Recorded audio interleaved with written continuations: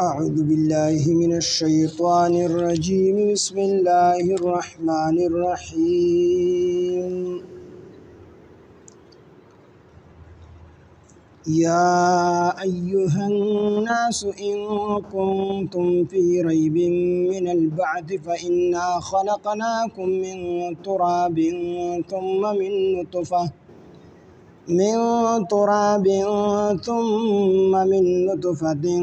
ثم من علقة ثم من مضغة مخلقة وغير مخلقة لنبين لكم ونقر في الأرحام ما نشاء إلى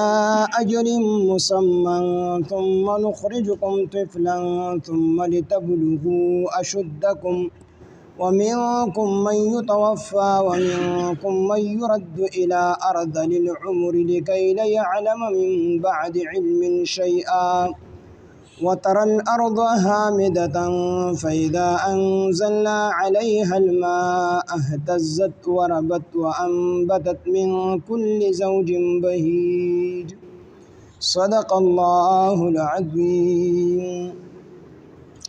رب اشرح لي صدري ويسر لي أمري واحلل عقدة من لساني يفقهوا قولي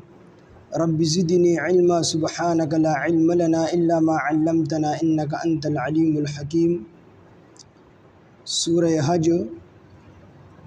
واللسم سپارہ آیات نمبر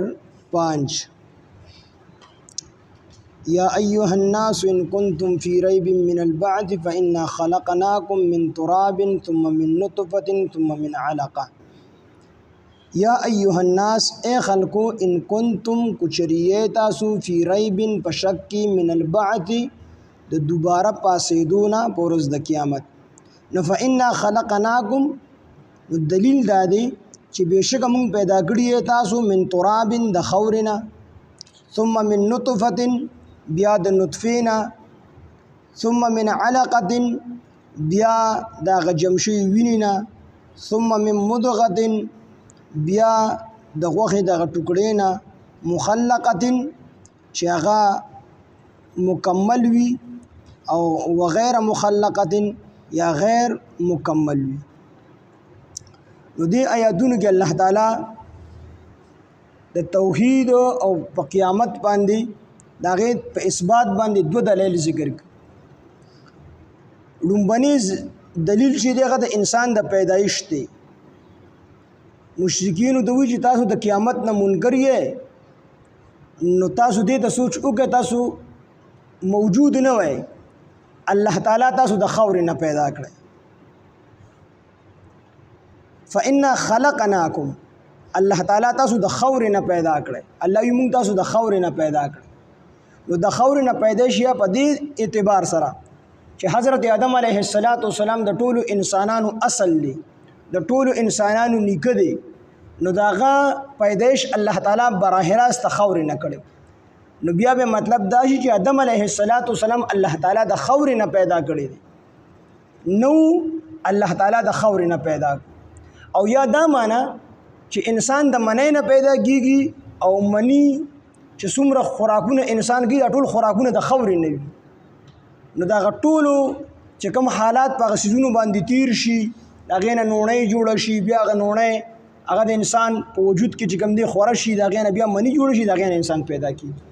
نو یا دا معنی چې براه راست نکد انسانانو حضرت آدم علیه السلام دا براه راست خور نه پیدا دي نو الله یې مونږ تاسو د خور نه پیدا کړی او یا دا معنی چې هر انسان فردن د خور نه پیدا دي په دې اعتبار سره چې انسان کوم سيزونه خوري غټول د خور نه وي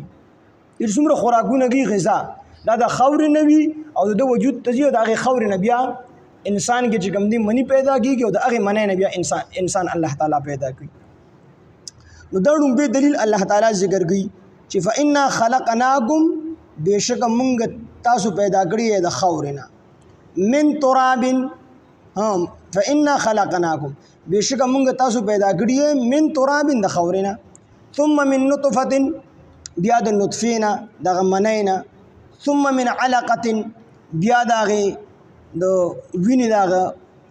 جمشي وینینا ثم من مضغه بیا د غوښې دا ټوکړې نه. نو دا تفصیل په صحیح بخاری کې چې کوم دی امام بخاری رحمه الله ذکر کړل دی. عبد الله ابن مسعود رضی الله عنه حدیث دی، هغه فرمایي چې کله انسان دا ماده چې کوم دا منی دا د مور پر رحم کې تر 40 ورځې پورې پراته وي. 40 ورځې چې کله په دې منی باندې تیری شي نو 40 ورځې پس د دینه د وینې یو جم جوړ شي. بیا چې په 40 ورځې په هغې باندې تیری شي بیا د غوښې یو ټوکړه جوړ شي. بیا چې په 40 ورځې تیری شي نو 4 میاشتې چې 4 میاشتې په دې مکمل انسان دی جوړ شي. بیا الله تعالی په د باندې یو فرشته مقرر کړي. دا فرشته وي الله تعالی د څنګه ولیکما د عمر به څومره وي، څومره عمر وته الله تعالی یاد کی هغه عمر د دې انسان په زړه باندې ولیکي. رزق به څومره خوري نو دومره رزق به خوري. دا ورله الله تعالی چې کوم دې فرشته ته پوښتنه کوي، الله تعالی فرشتي ته وي دومره عمر ورله ولیکا، سبا خوري څومره رزق به خوري، دومره رزق به خوري. هغه ورله چې کوم دې فرشته ولیکي. بیا وی دی به کوم عمل کې څه کارونه وکړي، نو کم کارونه چې دی کوي نو هغه ورله په زړه ولیکي. بیا فرشته عرض کې الله تعالی دا انسان نیکبخت ولیکم کو بدبخت ولیکم، سعید ولیکم کو شقی ولیکم. نو کو دې نیکبخت نو الله تعالی فرشتي ته وی دی نیکبخت ولیکا، او کو بدبخت وی شقی وی نو فرشتي ته الله تعالی وی دی شقی او بدبخت ولیکا. د دې وجه نه دا دعا ډیره ضروری ده چې بعض خلک ډیر زیات نیکانی او ډیر منځونه کوي او تلاوتونه کوي او خلکو سره د خیر ښېګړې کارونه کوي، اخره کې خاتمه په کفر سره وشي. دا الله تعالی چې کوم دی بدبخت لیکلی نو تقدیر دا په دعا باندې الله تعالی بدلی. د دې وجه نه دعا کول چې یا الله تعالی کو چېرې تا زه بدبخت لیکلی ما نو خدای پاک ستا خو بېڅه نه کېږي، خدای پاک ما نیکبخته ولیکي. خدای کو دې بدبخت لیکلی نو خدای ستا بېڅه نه کېږي، کو زه جهنم ته لاړ شم نو تا خو بېڅ نه کېږي. نو خدای پاک ما نیکبخته کړي، کو زه جنت ته لاړم زما به ډېر لوی کار وشي او خدای ستا بېڅ نه کېږي. نو دا دعا خامخا کول چې خدای پاک په زړه دې راله لیکلی چې دا بدبخته دی نو خدای پاک ستا بېڅ نه کېږي ما نیکبخته کړي. نو چې الله تعالی څوک نیکبخته کړي د الله نه څوک تپوس کولی شي. نو دا تقدیر په هیڅ چیز باندې نه بدلېږي سوا د دعا نه. دعا خامخا کول. نو دا فرشته ولیکي دا سړی به بدبخته وي یا ولیکي دا به نیکبخته وي. نو دا ټولې خبرې ولیکي، کم ځای کې به مري، څومره قدمونه، دا ټولې خبرې فرشته ولیکي. د هغې نه پس دا فرشته وي عرض کړي چې الله تعالی دا ماشوم چې دی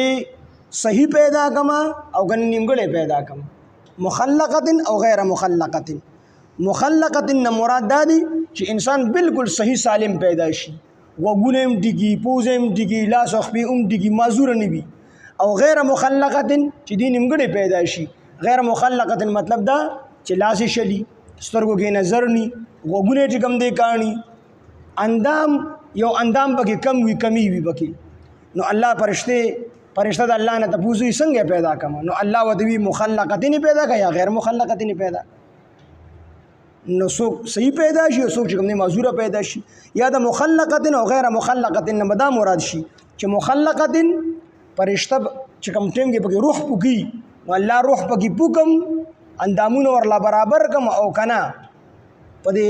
حمل باندې خپل موده تیر شي چې بالکل صحیح سالم پیدا شي، او کنا روح پکې پونه کم مړې پیدا کم. نو دواړه مرادونه کېدی شي، یا نیمګړی او پورا، یا مړ او ژوندی. نو دا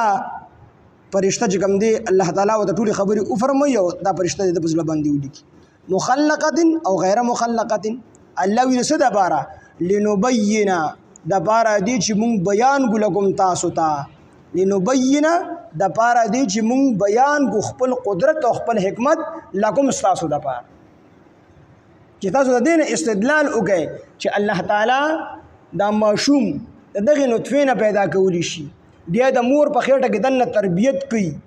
ګوره دا ماشوم د دننه الله تعالی یو خاص ټمپریچر مهیا کړی وي، نه دته ګرمي کېږي نه ورله ساړه کېږي د مور په خېټه کې. او بیا د الله تعالی دننه د دې ماشوم تربیت کوي. زموږ یو مولوي صاحب هغه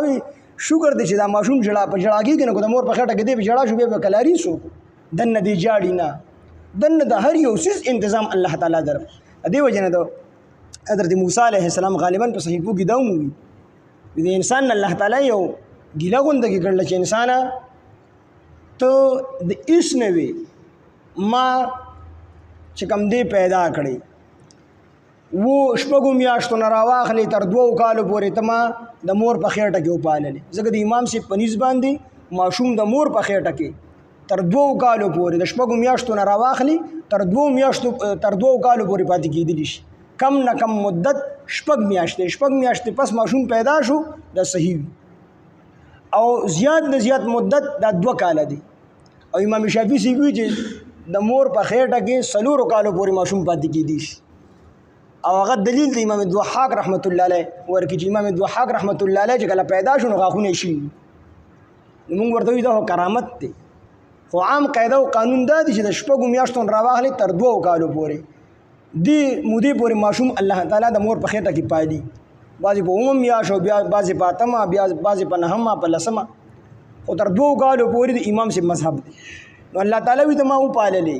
دنه مې چې کوم دی خوله مې درله پاکه وساتلې د نوم په ذریعه مې درته خوراک درکو د خپل ذکر دپاره د خپل تلاوت دپاره او بیا چې کله دنیا ته رالې بیا مې در باندې ترسو شو خوله کې د غاښونه نه و چې شیشې د میده کړې وي نو ستا د مور په وجود کې ما 2 دپیو چینې جاري کړلې چې دا 2 دپیو چینې په ګرمۍ کې به دا یخې وي او د دې دپی به یخو او په سړځۍ کې به د دې دپی ګرم او چې 2 کاله تیر شو دا یو نعمت مې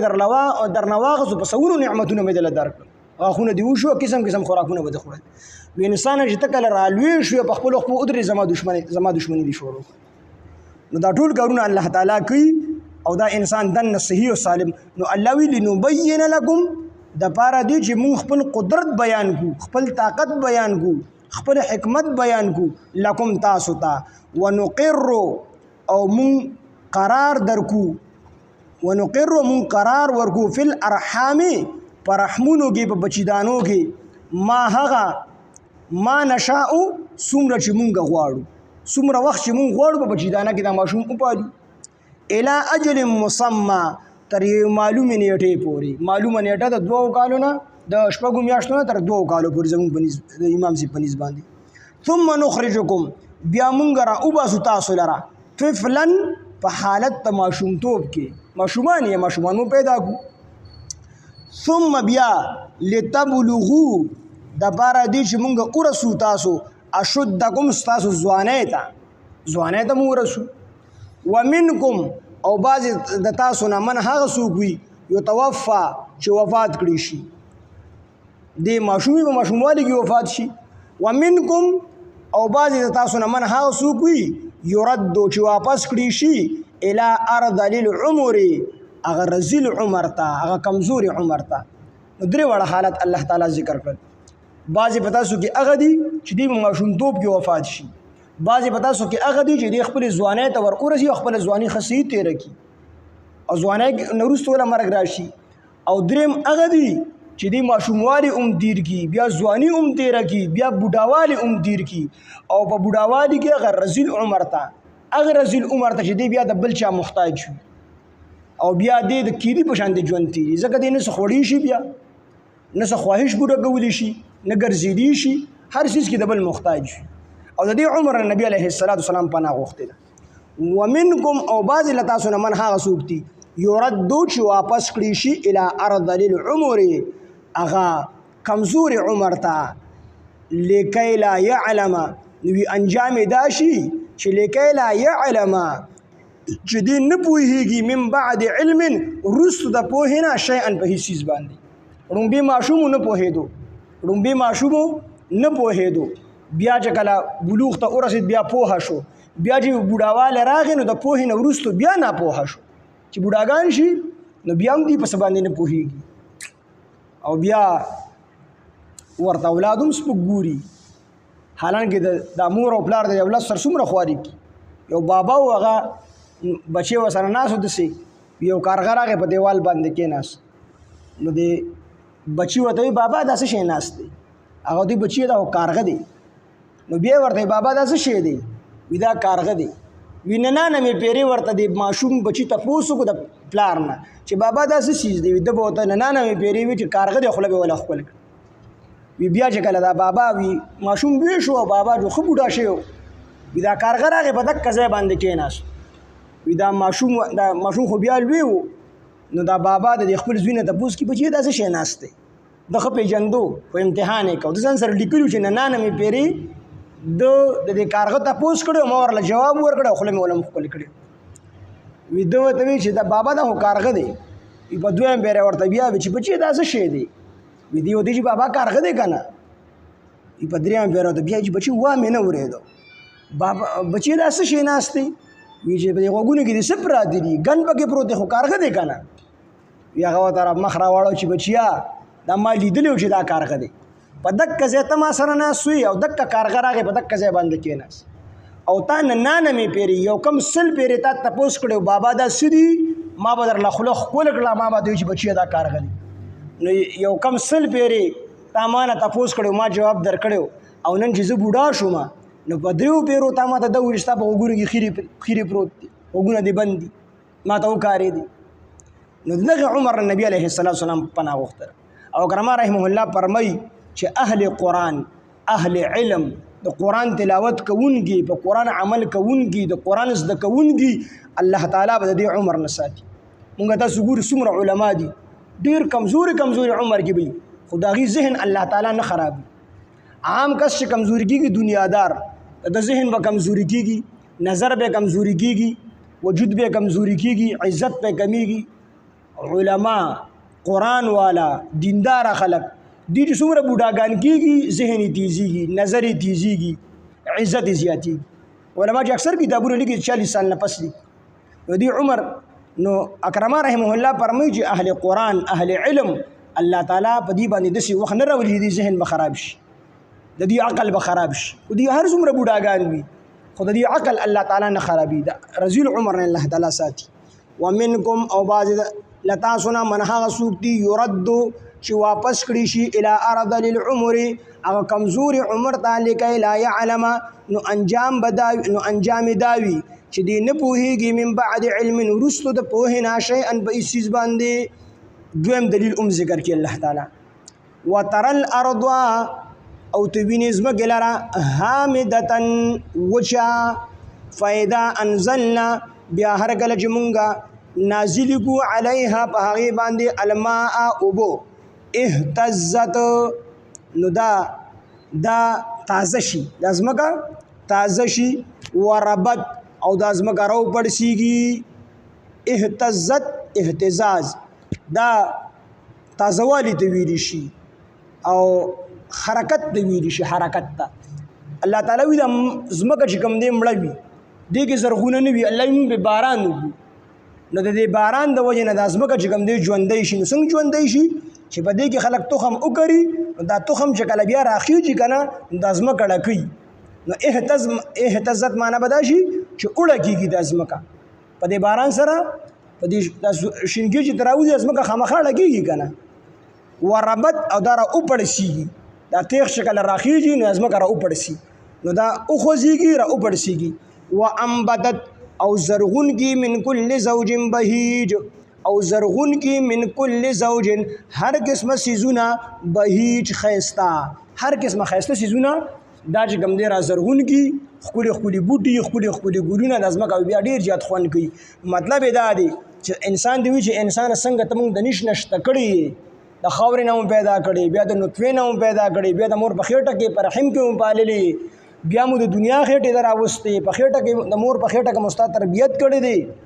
څه چې دا هر څه مونږ کړي دي نو تا دوباره را پیدا کولی شو را ژوندی کولی شو په ورځ د قیامت باندې او څنګه چې الله تعالی وي مونږ د مړه ځمکه په باران سره ژوندی کولی شو نو دغه شان د قیامت په ورځ باندې ټول انسانان دوباره مونږ را پاسولی شو دا د دوه دلایل الله تعالی په قیامت باندې ذکر کړو د الله تعالی په وحدانیت باندې بس ته یا ایها الناس اے خلقو ان کنتم گجریه تاسو فی ریب پشکی من البعث د دوباره را پاسې دلونه په ورځ د قیامت فإنا خلقناکم پس نو دلیل وورئ فإنا خلقناکم پس بېشکه مونږ پیدا کړي تاسو من تراب د خاورنا ثم من نطفه بیا د نطفه نه دغه منینا ثم من علقه بیا د وینې دغه جمنا ثم من مضغه بیا د غوښې دغه ټوکړې نه مخلقه چې مخلق یعنی کامل بدن والا وغیر مخلقه یا ناقص بدن والا لنبینا د پاره دی چې مونږ بیان کو خپل قدرت لکم تاسو ته ونقر ومن قرار ورکو فی الارحام پرحمونو کې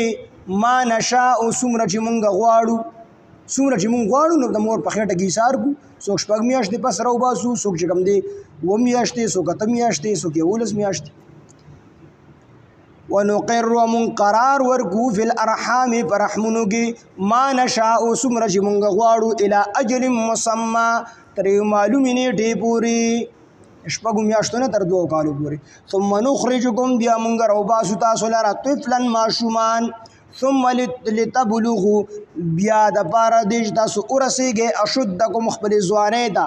ومنکم او بعض لتاسو نه من هغه څوک دي یتوفا چې مړه شي ومنکم او بعض لتاسو نه من هغه څوک دي یردو چې واپس کړي شي الی ارذل العمر هغه کمزوري عمر ته لکی لا یعلم نو انجام دا شي چې نه پوهیږي دی من بعد علم رستو د پوهینا شیئا په هیڅ چیز باندې وتر الارض او دا دویم دلیل ده وتر الارض تبوین ازمکه لرا حامدتن وچا فاذا انزلنا پس ناګهانه مونږ را نازل کو علیها په هغه باندې الماء ابو یعنی باران اهتزت نو دا حرکت شروع کی د ازمکا وربت او د ازمکا را اوپړسیږي وانبتت اور زرغون کی من کل زوج هر قسم سيزونه بهیج خيستا سبحان الله وبحمده سبحانك اللهم وبحمدك نشهد ان لا اله الا انت نستغفرك ونتوب اليك سبحان ربك رب العزة عما يصفون وسلام على المرسلين والحمد لله رب العالمين آمين برحمتك.